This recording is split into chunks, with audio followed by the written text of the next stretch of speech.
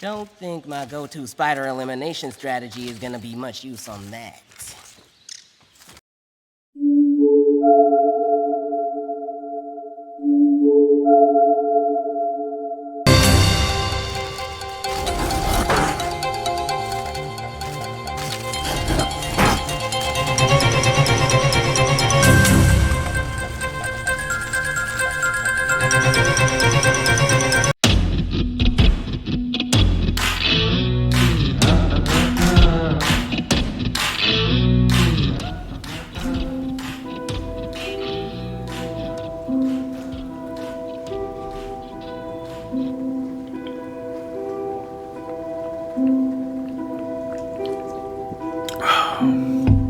Man, nope. Sorry, that was my can. Excuse me.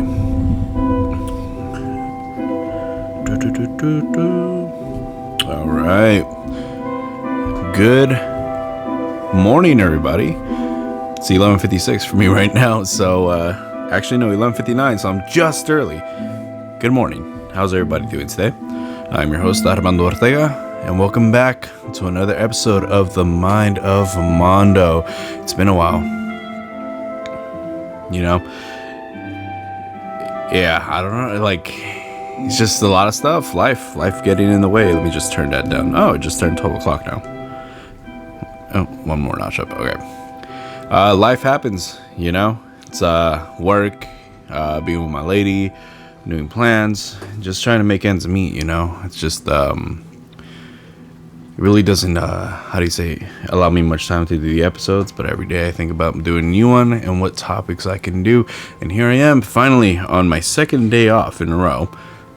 Yesterday was really more about cleaning up and having me time, you know? Just to relax and everything. Changes are happening at work, and I'm hoping my schedule gets better so I have a more solid thing I can do and everything like that. Something huge for my personal life is that for the past 2 weeks or so, maybe a little bit longer, it just happened it was starting it before I uploaded the last episode, but it just got worse after I uploaded the last episode. I've been getting a lot of nosebleeds. Like last year for an entire week, I was getting nosebleeds very bad. You know, it's like it started off with having one nosebleed a night, and then didn't think much of it, and then it started escalating to having a nosebleed a night, and then during the day, which got pretty bad, and then it got to the point I remember I had to call off of work actually on a Thursday. Because that day I ended up getting 5 nosebleeds during the day, and the final nosebleed lasted for around 20 minutes, and it was terrible, you know. I went to the clinic, they put silver nitrate in my nose to cauterize the wounds and everything in there, and after that I probably had like 2 or 3 more nosebleeds lasting less than a minute each, like spread across the week, and then I was okay, perfectly fine. How fine was I? Well, I got back fisted in the nose, and I didn't bleed, and I was like, wow, that was crazy, you know. And it disappeared until, you know, 2.5 weeks ago or so. I remember one day I got a nosebleed, wasn't much, didn't have one the next day or the day after that, and then I had one again, and I was like, ooh, hopefully this isn't becoming a regular thing, you know. It did, and it actually came back even worse, which is weird because it was around this exact time that it happened to me last year. So I figured it was just a yearly thing. When I was a child, I used to get nosebleeds due to the weather changing, you know. And I was like, it hadn't happened for years. It hadn't happened when I was in middle school or high school or even after that until, you know, last year. So I thought it was really weird. It's like, can stuff like that really go away and then just come back later on in your life? Possible. Anything's really possible, to be honest. But I guess that is the case, because I was getting kind of worried because it came back worse this year and everything. Like, it was regularly happening for a lengthy period of time, each one of them. Went back to the clinic. They did the same exact thing, helped for like about a day or two, and then it just went back to normal. But now I am proud to say that I go a while without having one now. I know I'm not fully 100% healed as of yet, but it is getting better. How do I know that? Well, just a few days ago, I couldn't even sneeze without then having nosebleed just gushing out of my nose and everything for like 15-20 minutes at a time. Not even one sneeze. The other day I sneezed 5 times in a row, and today like 2 more times, and nothing, just absolutely nothing started happening to me. I don't even feel like anything's gonna happen to me, so I know it's getting better. So fingers crossed. So something I was thinking about the past few days is what I was going to talk about on this episode. And despite a lot of things happening, things that I could dedicate an entire episode to, I decided to, once I had this idea, thought it was a pretty good idea, I decided to use this episode kind of as an update episode. Being episode 55, I believe. Yeah. How do you say? We've talked a lot about a lot of topics, whether it be about movies, whether it be about comics, video games, real world events, some crazy topics or anything like that. We talked about a lot of things, and a good amount of things that we talked about is the craziness that has been happening throughout the world. Things that we're just reading or hearing or whatever, and just being like, why would anybody do that? So I decided to use this episode as just an update thing. I don't know how long this episode is going to be. If it's short, I'm sorry. If it's lengthy, cool. So starting off with something I spoke about an episode or two ago, about Buddy the Cat. Quick recap: Buddy the Cat, cat. Oh, this one's pretty loud. Hold on. All right. There we go. Buddy the Cat was a cat in Philadelphia who was chilling at his front porch when 2 people came by with their dogs, saw the cat, sicked their dogs on the cat. The owner came out running, and the kids grabbed their dogs and jetted, And later on that week, the mother had them turn themselves in to the police, and one of them was, I think, 12, 13 years old. The other one was 17, just before the age of 18, Despite what they did, they were charged with felonies. Neither of those felonies were the type of felonies that would warrant a child to be charged as an adult. As far as I'm knowing, I kept looking. There's no update on what's happening with either of them. Their names weren't even released because they're still juveniles. So, yeah. Other than that, the update is Buddy the Cat. Buddy the Cat, this became global. Happy in Philadelphia. We're hearing it all the way here in the West Coast. People started donating so much money towards the bills of Buddy the Cat to make sure that he gets the best care and treatment he can receive. And thankfully to everybody, those with a kind heart, Buddy the Cat survived. He survived, and the owner was like, we need to find him a better home, a better home.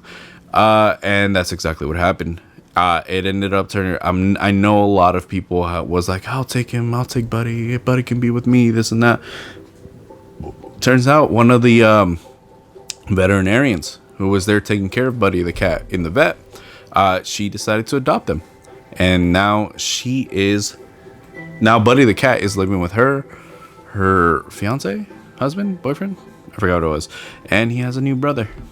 So now they're big happy, happy ending and everything. So that was Buddy the Cat. The other episode, I think 2 episodes ago, I spoke about what happened with the pink sauce lady. The pink sauce lady, for those of you who don't know, was this woman named Chef Pie. She made this pink sauce and was just showing it off on her TikTok, drenching it in everything, her wings, her chicken tenders, yada yada, everything. And people were interested in it. It's like, what is that sauce? What is that sauce? What is that sauce? Because like most things that get really hyped up, she got caught up in the hype. oh my God, people are really paying attention to me. People are really paying attention to what I'm doing. They're interested in what I'm doing, this, and that. So she decided to be like, you know what? We're going to go and, how do you say it? Make this global. Where she was basically like, hey, I'm gonna sell them. Whoever's interested in buying some, I'm gonna sell them. This and that. Is she really a chef? I don't know. Like, anyone can cook. Chef Gusteau. Anybody can cook. But just because anybody can cook doesn't mean that everybody is a chef. You know? I'm looking at my cat Chef right now. He's sleeping like a little boy. I love him. So, how do you say it? Hey, Peaches. You can just be right next to me. You know that, right? My cat, like, she was sleeping right next to me, and I was petting her, and she loved it. Then she jumped out to get some food and water, and now she's like on my other side, wanting me to pet her some more. It's like, just jump up where you were. You can be here and get all the pets you want. You just come back where you were. Well, anyways, I don't know. And the reason I say I don't know is because, you know, when you take on a certain profession, you know the ins and out of that profession, especially the most basic things that are related to that profession. Like what? Well, if you're doing any form of law enforcement or bounty hunting, you got to recognize yourself with the laws, with the ordinances, with the penal codes, with everything you can and cannot do. But how do you say it? In food service, let's say in the worlds of a chef, you should know things like your different pots and pans, knives, dishes, ingredients. But one of the most important things is the FDA. You got to know what the FDA is. And the fact that she didn't know, she responded in the most dumbest way ever and being like, why would my sauce be FDA approved? It's not a medical product. I'm not selling medical products. The F stands for food, Chef Pie. So now you know that, especially since, you know, if you watch that live or watch the recording of that live, you'll see that as soon as she said that, people were calling her out, being like, yo, the F is for food. FDA, the F is food. The Food and Drug Administration, F is for food. So like, so yeah, well, anyways, she ended up selling, making a vast majority of this sauce, except the problem, let me speak again. Some of the problems was, one, when she would make promotional videos for the sauce and that it's being made and it's going to be shipped and for people to order now and, you know, reserve their bottle, yada, yada. People started noticing that every single one of those promotional videos, the sauce was a different shade of pink. Sometimes it was light pink, regular pink, hot pink, Barbie pink, whatever, you know. And from time to time, at least for me, sometimes it looked purple, you know. It's like it was going closer to purple. Not only that, people started noticing that the consistency, the texture was different. Sometimes when people squirted out of the bottle onto whatever they were eating, it came out really fast in a stream. Like it was basically just light liquid, you know? And other times when people squirted it out of the bottle, it came out thicker, heavier, you know? It had more mass to it, basically. So it's just like, what the hell? You know, if you're making a product, you should already know what ingredients you're using, plus how much to use them per bottle. So it's like, what's going on with this? So yeah, so that happened. What else to say? Second problem was that people were ordering their stuff, and when it finally got shipped out, it got shipped out in summer when things were so hot. You know, there's packaging that has insulation inside of it. You can put it in cold, it'll be insulated, it'll keep the coldness stuck inside that packaging, so that way if you're shipping something that requires to be kept in cold conditions despite being shipped through the country or whatever in hot weather, when it arrives to the person who bought it, they'll receive it and open it up and it'll be cold, you know. It's not what happened. Instead, Chef Pie decided to take a product that included milk and put it in paper packaging. And put it in the back of a USPS truck in 100+ degree weather. so, and I'm not making this up either. There's how do you call it? Articles and news videos showing drivers being like, hey, look how hot it gets in our vehicle, and they put a thermometer inside and it gets over 100 degrees, and that's where the sauce is being shipped in. And people made videos of the sauce coming to their house exploded, chunky, rancid smelling, and just incredibly bad. And there was so much backlash, but that backlash got not mistaken, but it was people attempted to make that backlash, or that criticism better said, and be like, this is racism, no one wants to see a black woman succeed in this world. And then everybody's like, no, it's not it, it's just the sauce is a cool idea, but look at this, I didn't pay for this, I paid for that sauce, I didn't pay for this rancid exploded bottle, what the hell, And it was just awkward. It was so bad. It's like, return your money and everything like that. Return my money. I think she did, which is good. But everything that was being said was reviews and criticisms. Literally, if you do anything in this world, even me when doing this right now, there's going to be people who are going to either say something negative or something positive. Either way, both those things are warranted when you decide to do something that is going to affect the public.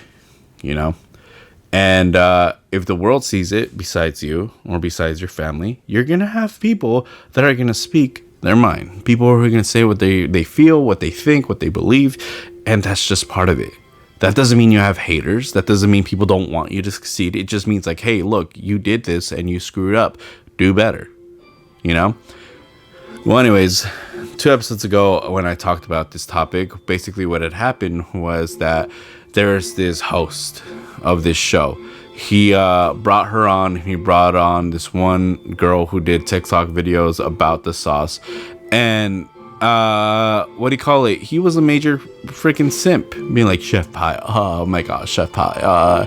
And in the end, when they brought her out, well, first of all, the woman who did the video, the one they brought out of everybody they could have brought out, they brought out this one woman. And they, how do you call it? This is the woman who had legit criticism. She made the video and she was like, hey, listen, it's not for me. It's just a light version of ranch. I don't like it. I'm not down with that aftertaste, but it's not for me. I'm all for supporting small businesses, but this is just not my cup of tea. So if you guys want yours, get yours. This and that. Yeah. And then now they brought her on the show to like basically rag on her because that's exactly what happened. It's like, bro, you don't come out with constructive criticism or anything like that. Let me rephrase that. You receive constructive criticism, it doesn't mean that people are bullying you. It just means listen to them, and if it's true, then, which it was, then fix it, Well, anyways, things that annoyed me about that interview was, one, like I said, the host is a simp.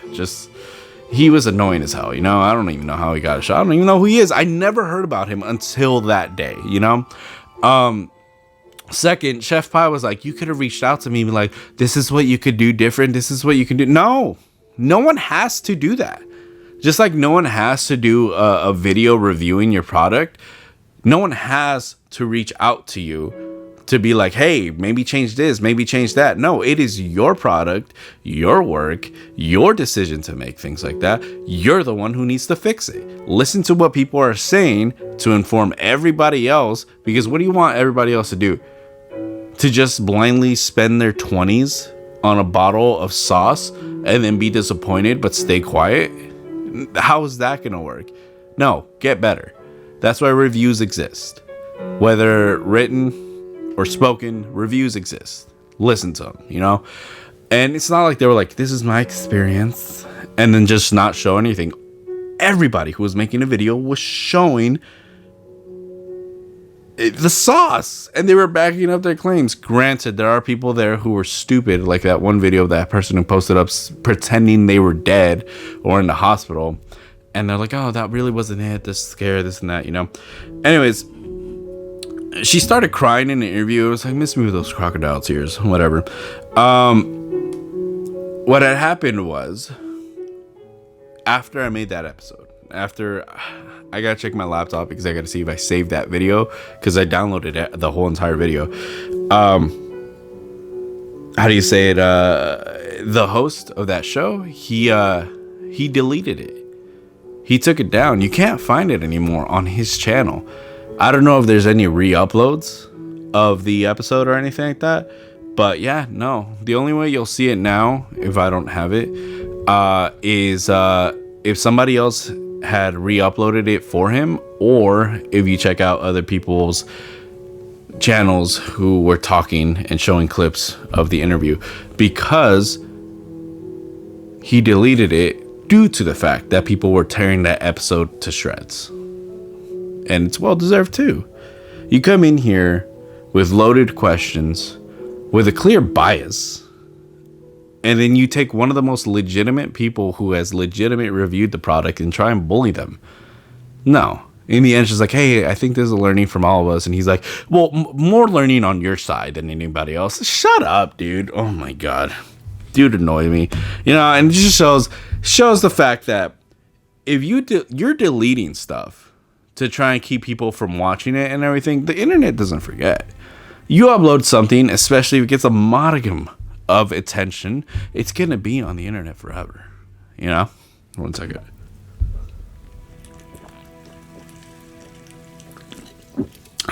Oh, man. Almost have to buy a new case of liquid death. Excuse me. So, yeah, and on top of that, it's just like, dude, you're a coward. Come on, bro. And it's like, take your lumps. That's what you just take your lumps. Everybody know you did that episode, and if you kept that episode up and everything, this whole thing would have been over. And the only reason it would stay relevant is that people actively looked for that episode, actively. But no, the fact that this fool deleted that episode, it just brought more attention to it. But whatever. Anyways, after that, I haven't seen any updates, but that's basically what happened. That whole interview thing, and now it's deleted. Yeah. Someone we haven't talked about in a very long time, third topic, is Miss Lauren Pazienza.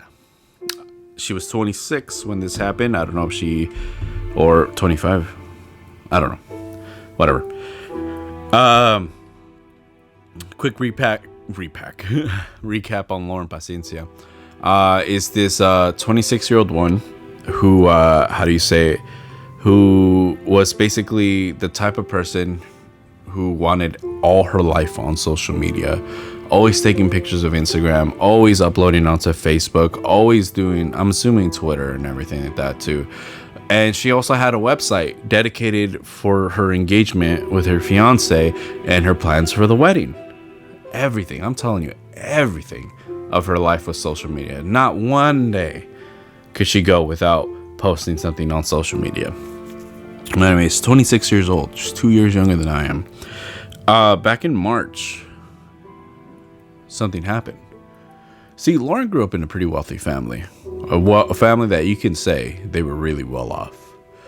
I'm sure it was due to the fact that her family couldn't say no. No to the little princess, no to the little girl. So what had happened was Lauren grew up with that mentality of whatever I want, I better get it.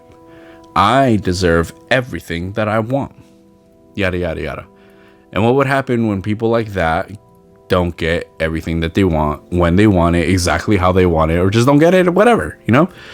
They throw tantrums. They throw fits. This is the time of people who grew up with like such weak parents that they grew up believing that throwing tantrums will get them what they want. So now those people are grown. They're adults. And they're still throwing tantrums and hissy fits and breaking whatever they want to break because, I need to let out my frustration. Hit the gym then. Go hit a bag, something like that. Oh, well, you know? So that's the type of person Lauren is. A lot of people were like, not a lot of people. She was one of those people that thought herself very, very desired and attractive. She wasn't. She was like mid or less. So I was like, come on, dude. Search up her name, put Google. Tell me if that's the one that'll make you break your neck trying to take a second glance, you know? So basically, one day she was in the park with her fiance, and they were celebrating or something. They had food. There was a food truck there and everything like that. The park was about to close, so one of the park officials came up and like, hey folks, park's closing. Just wrap up. Go ahead. She didn't want to leave.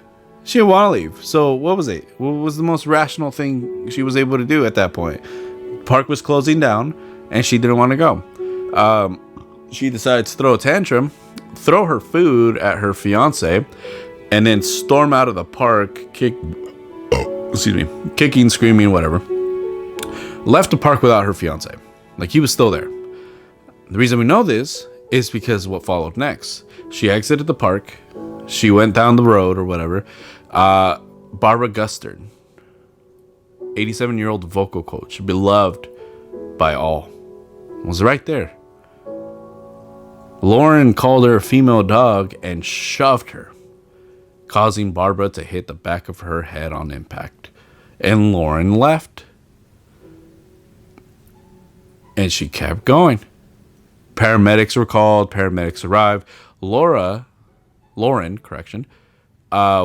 she was down the road and she stopped to watch everything and what was happening. How do we know that? Because there is footage of her doing so. There's footage of her walking down the road. There's footage of her stopping and looking back at the medics and the ambulance taking care of Barbara Gustard, the woman who she had just shoved because she was throwing a tantrum about being told that the park is closing and she needs to wrap up. So she was doing that. It was told later on that Barbara, because she was being interviewed and everything, I'm assuming by medics and the police, that was the hardest she has ever been shoved in her life. Can you imagine the force that must have been? Insane. So Lauren called her fiance and told her where she was at and everything, and her fiance went to go tell her, because this is coming from the mouth of her fiance, or I guess former fiance, because after everything that happened and everything he found out about what she did, they weren't together no more. So he stated that she called him to tell him where she was at, and once he arrived to where she was at, she started blaming him, saying that he was the one who ruined her night, he was the one who ruined everything, this and that. 5 days later, it came out of the news that Barbara Gustard sadly passed away from her injuries. The fiance stated that he looked at Lauren, and Lauren had this face of shock, of unease. And it was at that point that Lauren told him what she did, that she was the one responsible for that woman dying. And so what did Lauren do? Lauren went on the run. She left New York. She hid her cell phone with the battery and SIM card out at her aunt's house, and she hid at her parents' house. And this is why people think sometimes the parents may have been involved, because, news like this goes around and everything. There's eyewitnesses, there's footage of everything happening, and how do you say it, what was it, witnesses, footage, whatever. Law enforcement was going to find out who was responsible for Barbara Gustard's death and everything, because they already knew that she was shoved, but by who? Who was the reason she was shoved, taken to the hospital, and now deceased? So later on, after like 2 weeks, I believe, or so, excuse for my sink behind me. It's almost, it's just doing its rinse cycle and everything. They appeared at Lauren Pazienza's home, where her parents are and everything like that, because she was hiding out there. So they were asking for Lauren. The parents were like, no, she's not home. She's not home. She's not home. She's not home. She's not home. It's like, she was home. Well, it wasn't until the police knocked at her door that Lauren decided to be like, you know what, whatever. And then she turned herself in. She was released on $500,000 bail But then I think about like a day or two later, it was revoked. And so police went to go grab her. And ever since the end of March or the beginning of April, she has been spending every single night of this year inside of Rikers. What a way to humble yourself, you know? Well, anyways, I kept talking about this because the last time we left off, that was it. She was in Rikers. She had a court date set up for this month. And at the beginning of this month, I think on the 13th, actually. So, like, 15 days ago, 2 weeks ago. Well, anyways, she was due back in court. And she was left to stay in Rikers until her court date. Which, you know, some people, I'm assuming, are wondering as to why they gave her a bail and then revoked it. She's already proved to be a flight risk, you know? She ran from the scene after pushing Barbara. As soon as she found out that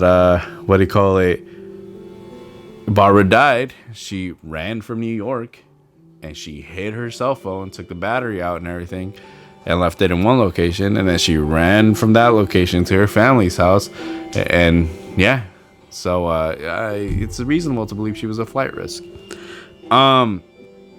So how do you say it? Her court date was the beginning of this month, I believe on the 13th. But here's what happened.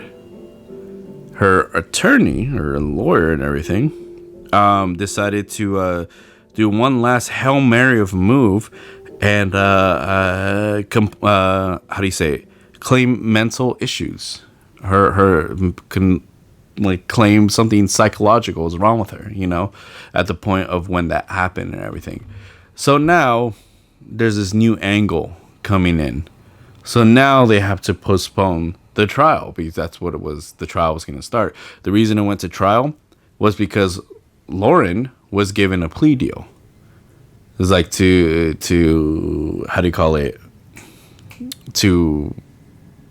be guilty, but get a reduced sentence. Lauren said no. And from what I found out was they gave that plea deal to her twice. Do it. It's like, you're guilty. You know you did it. Just say you're guilty. And you'll get a reduced sentence. She's like, no. I'm not going to do it. So now they're like, okay, well, plea deal's off the table. We're going to trial. And if Lauren, which I have no doubt in my heart that she's going to be found guilty. If Lauren is found guilty, she is going to receive 25 years in prison. Jesus, 25 years. Well, anyways, now they're claiming mental issues, psychological problems and everything like that. So now the trial has been pushed back. I haven't found out until what date or anything. I'm just going to try and stay on top of this. But that's basically what's happening with Lauren Pazienza as of right now. Hold on. I think my song stopped. I was listening to Minecraft. Such a dad rock. Dad rock is such a thing. It's weird. Oh, my buddy sending me. Oh, look at the kitty. Oh my god. There's a playlist called Divorced Dad Rock. Hold on. Nickelback.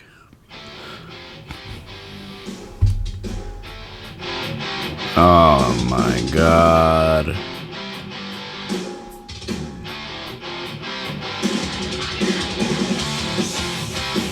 Jesus Christ, hold on.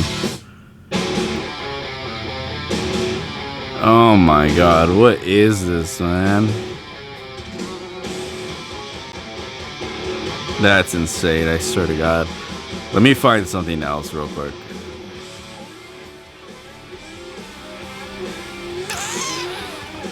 Sorry for making you guys wait. Let's just what's a good one? Man, I really gotta.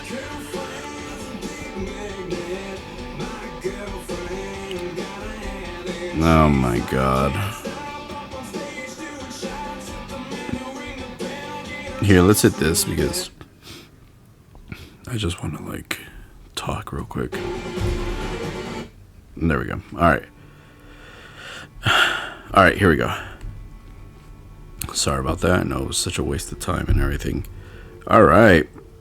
So, what was that? Oh, yeah. Finishing thoughts of Lauren. I said last time that it's such a humbling experience knowing the fact that you are the reason why somebody is no longer alive on this earth. It's a humbling experience knowing that you yourself not only chose to act like a brat, but you made someone lose their life because of your own brattiness. And also, it's a wake-up call knowing that you're sitting in Rikers right now, not knowing what's going to happen to you in the future. But I think what's going to be the most ultimately wake up and humbling experience of Lauren's life is the fact that she had two opportunities to take that plea deal, to say she's guilty, because she is, and how do you say it? Get less time. She was still going to serve time regardless, but she'll get less of it. But now, because denying those two plea deals, now she's going to go on trial. She's still desperately trying to grasp to whatever she can to get a reduced time. If not, just not go to prison. But she's facing 25 years of her life. She is 26 now. I'm guessing when she gets convicted and starts serving her time, she's going to be 27 at that point. 27. She's going to be out when she's 52. And in less than 10 years, she's already going to be 60. Why? Why did this all happen? Because she was a brat. Instead of being like, oh, park's closing? Man, that sucks. All right, well, let's wrap stuff up and go and everything like that. Maybe hit up a restaurant. I don't know, maybe go to a different area, you know? She was like, let me just throw a tantrum, throw food at my fiance's face or whatever, and just go kill this woman. Ridiculous how people can be. Janya Williams, does that name sound familiar to anybody? No? I'll give you a minute. Give me a second.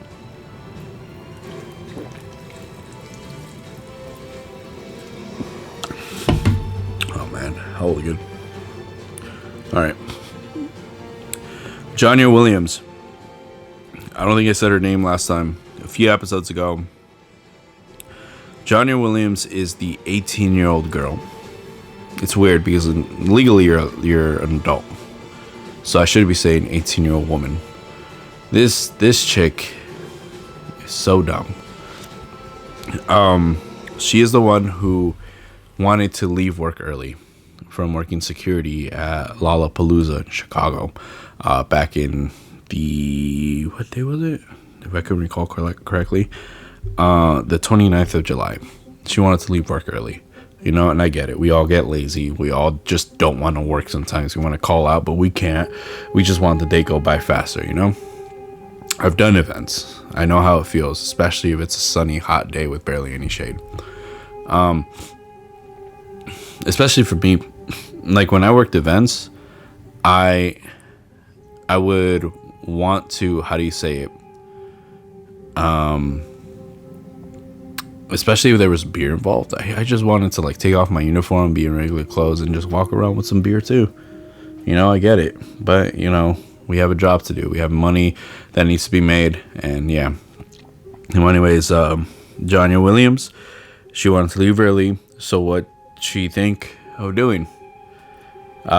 She thought it was a good idea to create a fake account with a fake name and fake mass shooting for Lollapalooza on that day, and she decided to screenshot it with her own phone and show it to her supervisor, thinking that, hey, you know, they'll just stop the festival for that day and I just won't have to go to work or anything. No. FBI was involved because this is a threat of a mass shooting, because she 150 targets, that's what that thing said, I believe. Yeah, right? 125, 150, one of those two. So she put a specific number in there. So of course everybody's going to take it seriously. Mass shootings, and in the time we are now, where mass shootings are just what seems to be an ever-growing thing, you know, it's scary. People are going to take it seriously. I don't think it took long, because once she started getting interrogated about the screenshot, about everything, she came clean. She broke, you know. She began singing like singing like a canary. She how do you say it? She started claiming that, yeah, she was the one who did it. She created the fake profile, and she created everything, and she wrote, you know, the threat.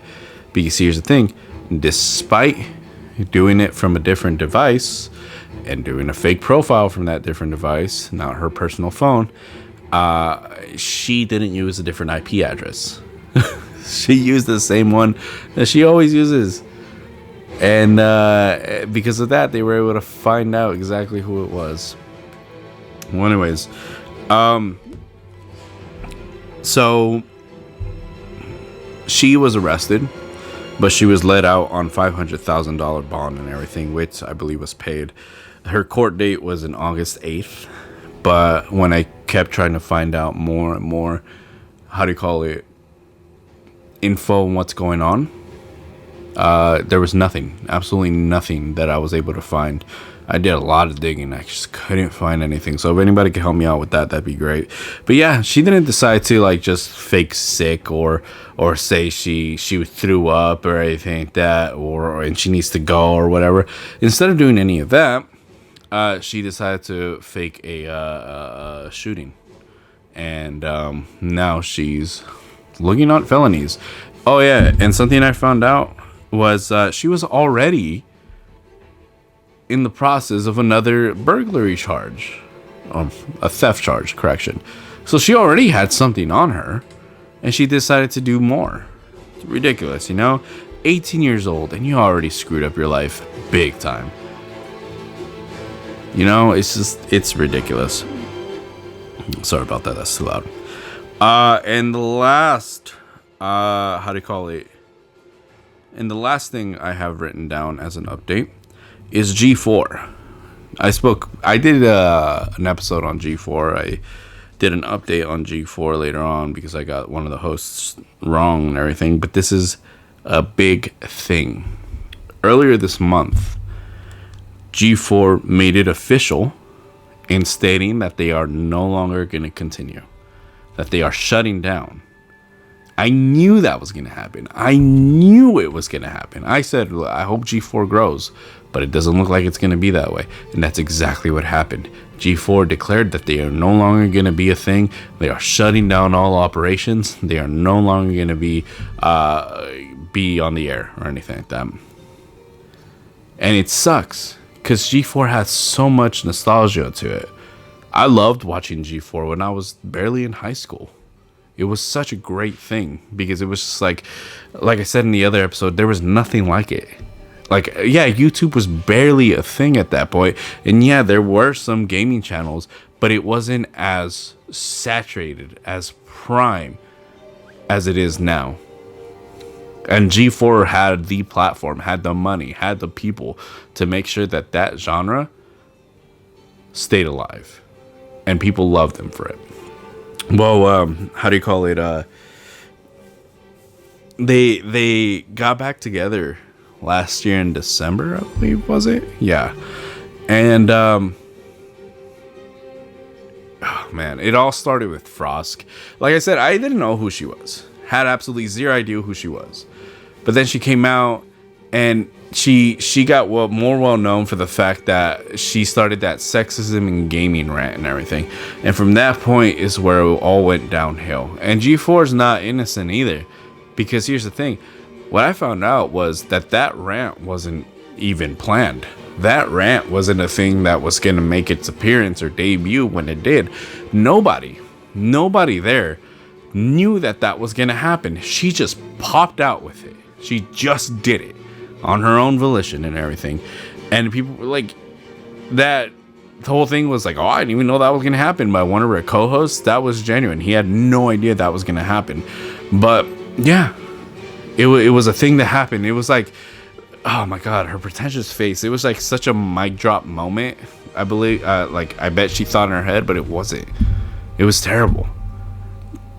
So anyways, from that moment forward, I knew G4 was going to go down. Everybody knew G4 was going to go down, and that's exactly what happened. The fact that G4 tried to do, made the dumb decision and take that clip and just try and blow it up everywhere. Like, oh, look at the go girl, go Frosk, this, and that.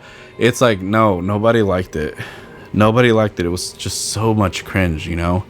And so that's exactly what it was. And it was just showing that it was their demise.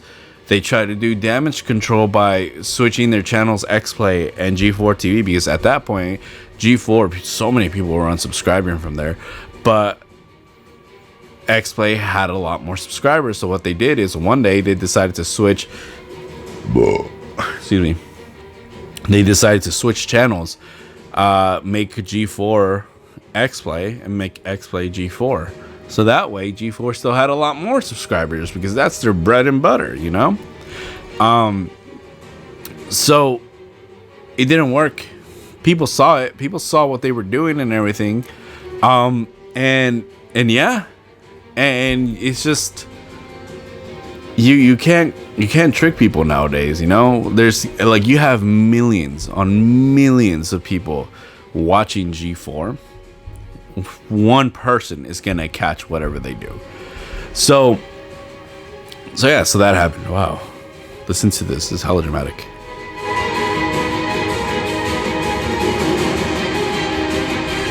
Damn. So yeah, so how do you call it? It just kept going down. Adam Sessler, somebody who got fired from G4, like probably like a year before G4 ended initially. He came back, and there's, let me just tell you, I don't know what it is about nowadays and everything, where the new mentality of having a victim complex while being successful and bringing your problems to work and always having a debate of left versus right, and always having that mentality of, I can do whatever I want, I can say whatever I want, and if you say anything against it, you're an ism phobic, whatever, you know. I don't know when any of that became such an acceptable thing to the point where it's just expected.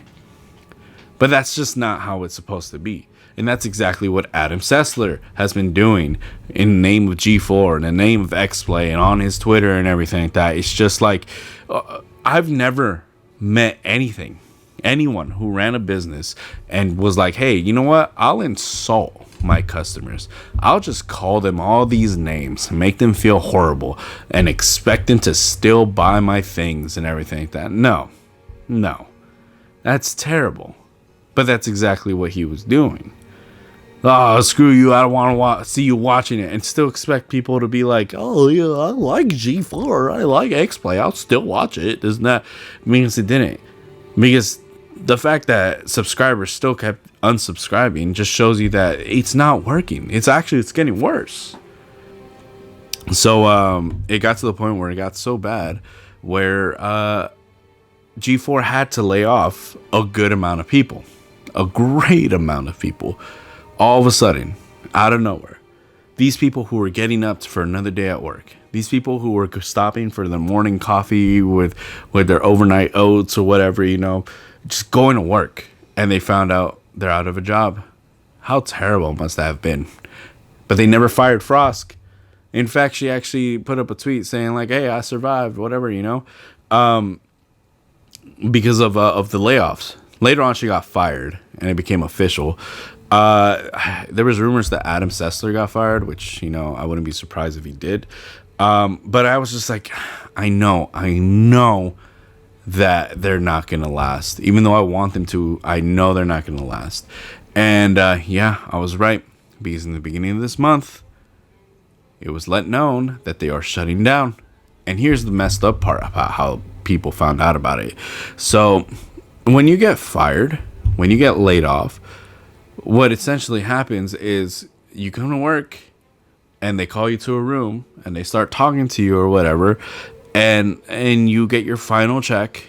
You get let known right then and there that you're being let go, you know, that you're being fired. That didn't happen What's the next best thing? Maybe a phone call, an email, a text message. I don't know. You know? No.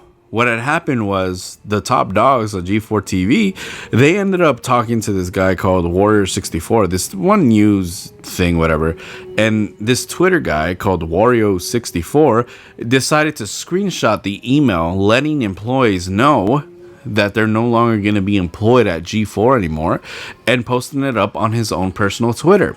And that's messed up because not even their own jobs, not even their own company told the employees that they're going to be let go. It didn't even come from their mouths. It had to come from somebody who wasn't even related to them whatsoever. Imagine that. Imagine finding out that you are no longer part of a company, that you have no more, like, how do you say it? You no longer have a job, not through your own company, but because some rando on Twitter posted up an official email from your company stating that you're fired. And the fact that the public knew before you even did. How crazy is that? You know? And it's just like, it's so insulting. It's so insulting. And what's added salt to the wound is the fact that Frosk was putting tweets up of people's Twitter handles being like, hey, these people need a job and this is what they do, etc., etc.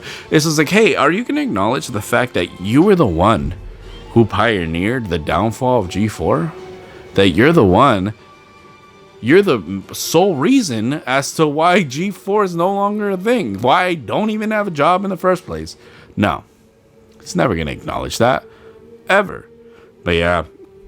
So it just, I don't know why people don't understand that. No one cares about what you think. If you're an entertainer, if you're a host for or hostess for a TV show, if you're an actor, actress, musician, whatever, no one wants to know, hey, I wonder what they think about the political economy, what they think about the current state inside the White House, Congress, Republicans, Democrats, or anything like that. No one cares about any of that. No one goes to a restaurant and asks their server what's going on in their personal lives, all right? No one goes to a concert and wants to hear what Biden said in his last conference. No one goes and turns on the TV after a long, hard day at work, kick their feet up, put on Cartoon Network, and start talking about democracy. You know, like, no one does that. No one plays video games for wokeness and agenda pushing, because that's exactly what the new 2022 Saints Row. I've never played Saints Row in my life, nor will I ever plan to play Saints Row. It's just never been interesting to me. But the fact that I've seen that this game that was supposed to be serious, the GTA 5 competitor or GTA competitor and everything, turned its own wacky, crazy thing, is now being brought back by some group of Gen Z millennials, whatever, just mean given this woke agenda throughout the entire thing. It's like, there's a reason why no one likes that game. No one wants to put on their video games and be preached to and be like, you know, anything, you know?